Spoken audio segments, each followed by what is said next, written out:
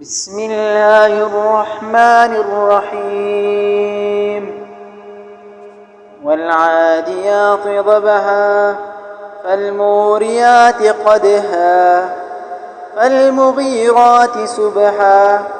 فأثرن به نقعا فوسطن به جمعا إن الإنسان لربه لكنود وإنه على ذلك لشهيد وإنه لحب الخير لشديد أفلا يعلم إذا بعثر ما في القبور